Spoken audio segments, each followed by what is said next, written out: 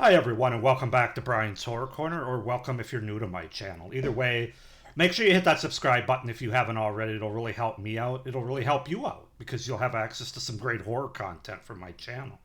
So, with that being said, this is my spoiler free review for the new Final Destination movie, Final Destination Bloodlines, which is currently playing at a theater near you.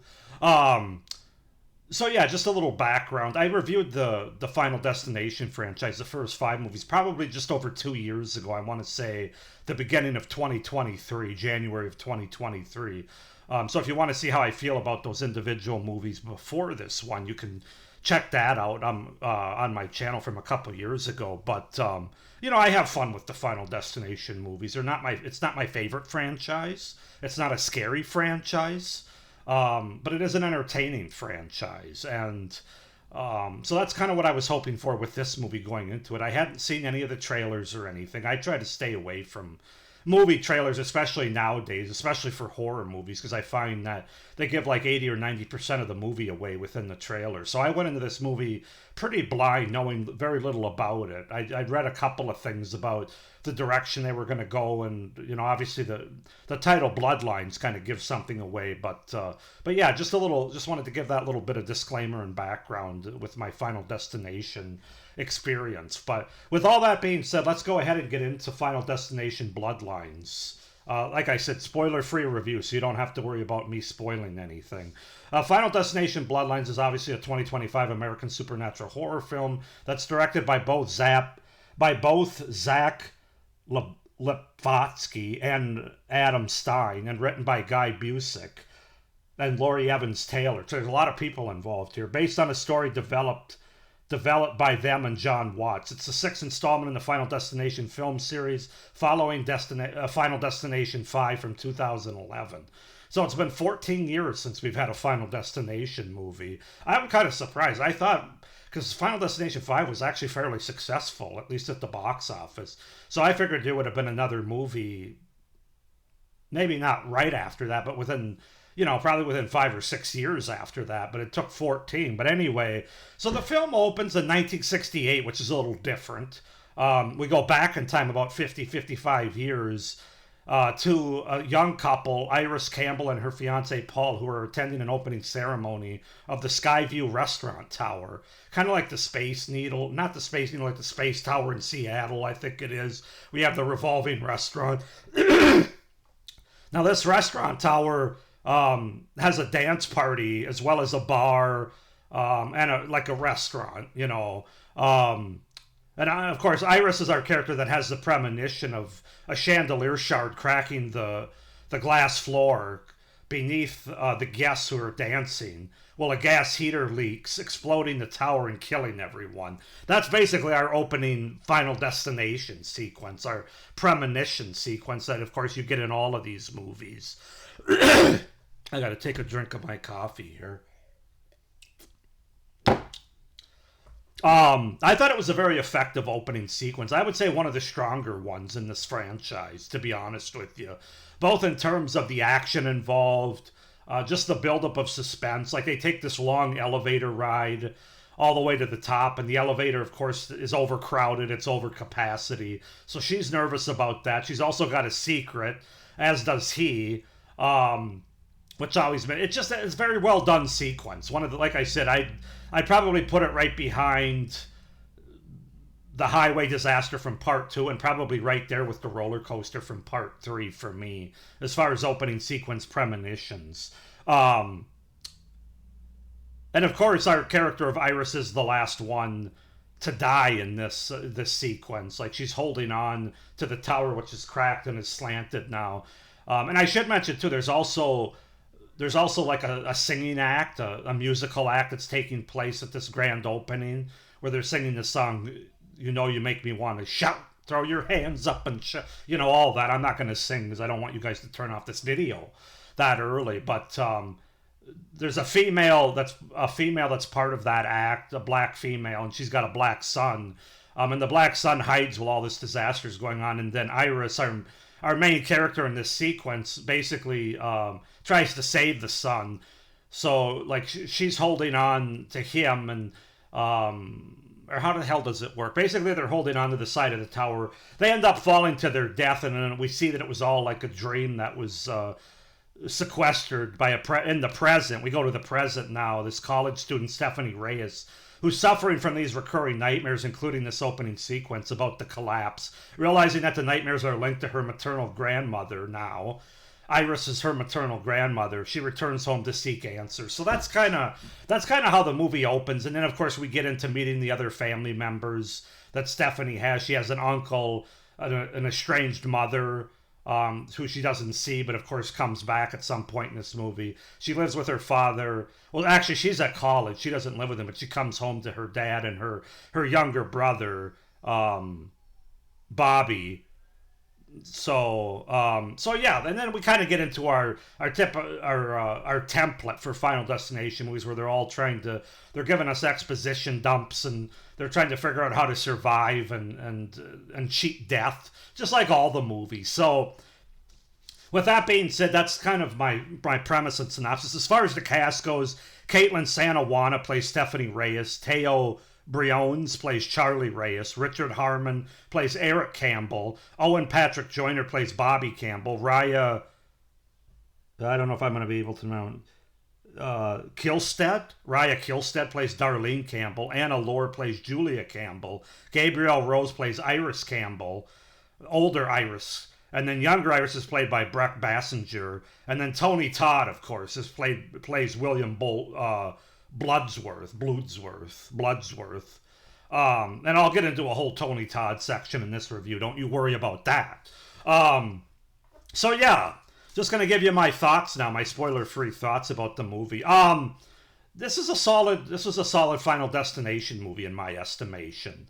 I don't think it's the best of the franchise. You know, there's always that, I find nowadays that when a movie is good and it doesn't suck, people come out and in our sort of culture where we enjoy something, we try to right away we say it's the best ever made, it's the best of the franchise. No, this isn't the best of the franchise, but it is very good. It's worthy. It's a worthy reimagining, a worthy sequel. It's a worthy. It has its place in the franchise. It justifies it, I guess, is what I'm trying to say. And a lot of it has to do with that opening sequences, which is my first pro. Like I said, I think that's one of the strongest opening sequences you have in this franchise. Just the build-up of suspense, of tension, and then the things that transpire and all the action that takes place. Some of the deaths that we see. It's just there's also a part with there's a really annoying kid who basically starts the whole thing by throwing a penny off the tower when he shouldn't be. And that leads to the chain reaction that we come to expect from these movies. But he gets his comeuppance, and that was I laughed out loud because he thinks he's escaped the tower. You know, they're all trying to go down the elevator, and they overcrowded, of course, and to try to get out. And then he steps outside from the tower and is smiling and laughing like, I got away with it. And all of a sudden, I think it's a piano or something just smashes him, and I was like, fuck yeah, take that, you little annoying shit.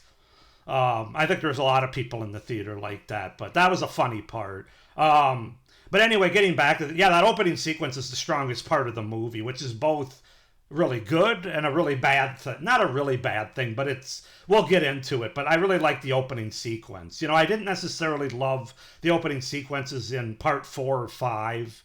The first movie, it's not like the first movie, the opening sequences, because we don't really have anything to compare it to, it's good. But I think the second movie and this one are the strongest, along with the roller coaster from part 3. So yeah, I really enjoyed the opening sequence. That's my first pro, and I think you will too, because it's very suspense-filled and action-packed with a lot of kills involved. And speaking of the kills, that's why we go to Final Destination movies, right? I thought the kills, for the most part, were good in this movie. A lot of people get squashed or crushed.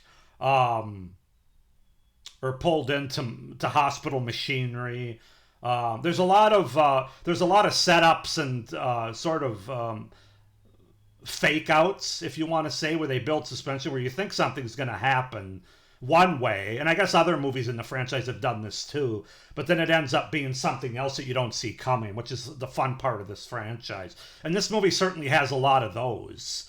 It also has an interesting twist having to do with one of the characters, the character of that Richard Harmon of Eric plays in this movie, like midway through the movie, because, like I said, they're trying to figure out who's going to be next, like they do in all these movies. There's just an interesting twist there that I didn't see coming. I think it was well done.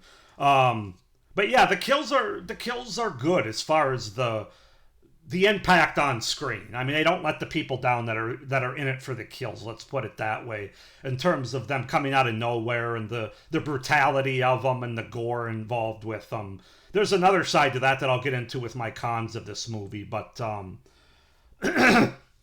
but yeah, the kills are plentiful. I'll say that too. There's at least, counting that opening sequence, you probably see 10 or 15 people meet their demise on screen.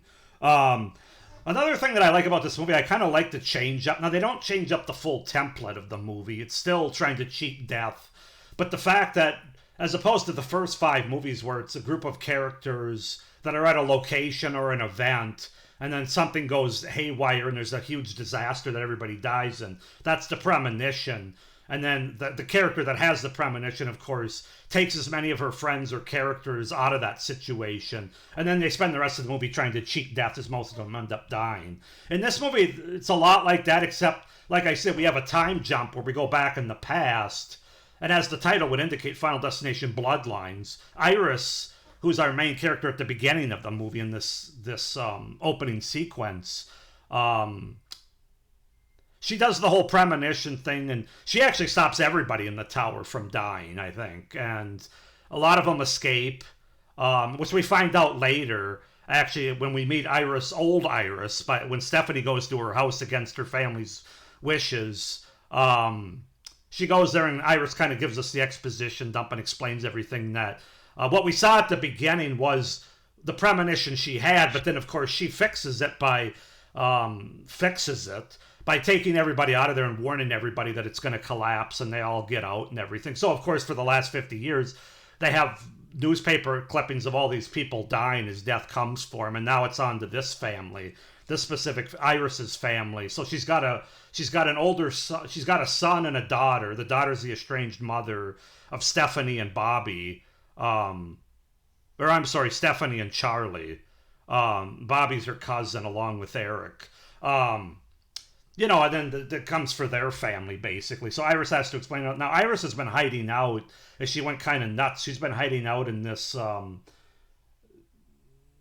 kind of this place out in the middle of nowhere to try to cheat death by staying in this very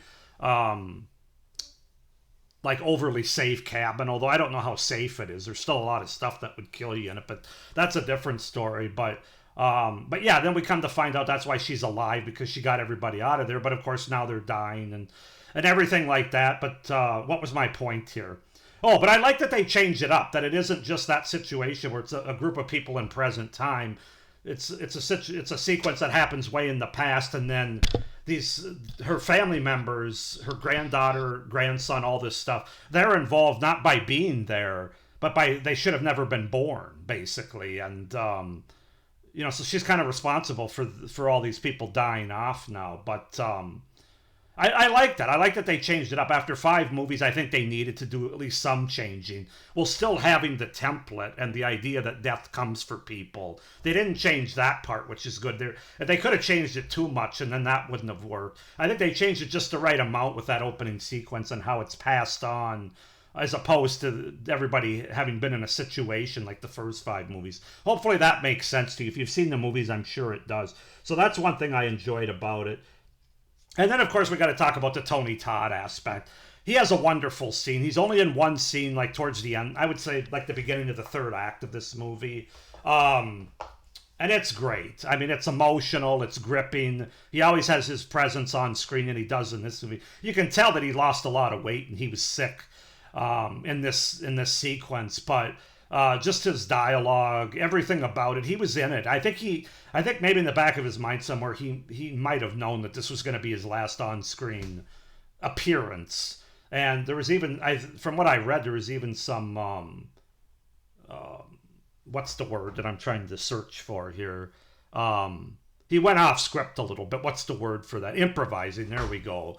Um, he actually kind of talks to the camera at his last few sentences there, and I'll be honest with you, I had to suck a tear back into my eye. It was a very well done scene. The director, the producers, they all did very well. They gave him a very fitting and very touching, uh, gripping final send off, not only for his character, but also Tony Todd, the person in real life, the actor. And it was just brilliant. I don't think they could have done it any better. And it also sort of explains his character throughout this franchise a bit more. They did a really good job with that story wise as well, tying him in.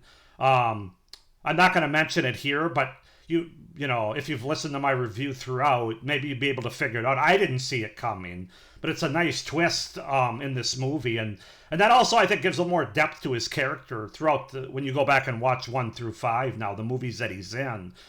Because I didn't think they ever utilized him that well. He was always sort of an exposition dump on screen to me. Even though he still had that presence, I think they could have done more with that character, and they never really did. But now, when I go back and watch those movies, it's going to have more resonant with me, and I think it will with you too. So, you know, a great send-off for Tony Todd. I love that scene. The two best scenes in the movie to me are the opening sequence and Tony Todd's scene, which is probably about a 5-minute scene, like at the beginning of the third act, as I said. So those are my pros for the movie. There's a lot of good stuff that they did here in terms of story, in terms of some of the kills in the opening sequence. Now we got to get into the cons. The other side of the kills, and I know this is probably more of a me, the old guy get off my lawn kind of thing. The CGI is pretty noticeable with these kills, and of course a lot of them are over the top, with people getting squashed and blood squirting everywhere and gore. So there is practical within it and stunt work, but unfortunately around that is CGI, so it kind of takes away from any practicality they have there. And I really notice the CGI. Now, again, the last couple of movies have also been CGI heavy. A lot of people even say the third movie, but I didn't see it as much in that one. In this one, you kind of see it a lot with the kills. Not all of them. Some of them are better than others. But there's a character that has to do with a garbage truck. That's all I'm going to say. Very noticeable CGI. That's just not my favorite thing. There's a reason that my favorite decade of horror is the 1980s, because of all the practical effects. And that's just something I don't think I can get around. And that's might be a personal thing. I think there's other people that share my view with that. But the CGI blood and gore associated with these deaths, yeah, not my favorite thing about this movie. And you could notice it. Like I said, not with every kill. Some of them are better than others. But yeah, not my favorite thing. And then another con I have is the third act. I think the movie, kind of like the second movie to a certain extent, it starts up here with that opening sequence, and then it kind of goes like this. I'm not going to say it goes like this, but it's more of a gradual like this. That I'm not going to say like any part of the movie is not very weak or really weak, but it's just the best part of the movie is the beginning, kind of like part two, and I don't feel like the third act lived up to that. And the third act also kind of ends abruptly, like the big confrontation and climax of the third act. It felt rushed. It felt kind of not as gripping as some of the other movies, or as this should have been. Kind of anticlimactic, I guess, is the best way to sum up the third act. So yeah, that was disappointing. I kind of wanted more from the third act. The very end of the movie is fine. I don't want to give too much away there. I'll just mention train and tracks. Really, the culprit in this movie is this Penny. From the beginning to the end, this Penny is what causes all the problems, really. But yeah, the third act is a con for me. The main character, Caitlin Sanawanna's character of Stephanie, I didn't find her to be the strongest character in the movie. She wasn't bad, but not one of the stronger main characters in a Final Destination movie. Of course, it's going to be hard for anybody to come up to Devon Sawa or Mary Elizabeth Winstead's caliber. Those are the two best main characters in this franchise, by far. I think Ali Larder is probably one of the better side characters. It's not really a main character in the first couple of movies. But yeah, I don't know. I didn't... the characters are fine in this movie, like a lot of the Final Destination movies. I wasn't quite as... The movie wants you to be more connected to them because of the family element and everything. I wasn't as connected to them. They were fine though. The acting was fine. The characters were fine, especially the character of Richard Harmon plays Eric Campbell, and he's sort of both the most interesting character and also the comic relief, which sometimes I think they hit on the comic relief a little too much, but as these movies have gone on, there's been more of a comic element to them. The first movie really didn't have that. But I didn't think it was overly silly or anything either, so that was fine. But he's kind of the character that's probably the one, from what I've already seen on other reviews, that people gravitate to the most or like the most. The other characters are just fine, but it's clear that the movie tries to make you, the estranged mom comes back and, and tries to help the son and the daughter, and they're trying to make these sort of, I don't want to say sappy scenes, but it didn't work for me. I wasn't overly connected to these characters in any way, more so than I was to the characters in the previous Final Destination movies. So, but yeah, the main character of Stephanie was fine, but not like one of the strongest main characters in this franchise. But yeah, I think that's pretty much it. I'm not going to get too in depth with anything else because this is a spoiler-free review. But I would recommend seeing this movie. I would recommend seeing it at the theater if you can. Because it does play very well on the theater, especially that opening sequence in the theater, I should say. I'd give this movie about a 7.5 or an 8, possibly on a good day, out of 10.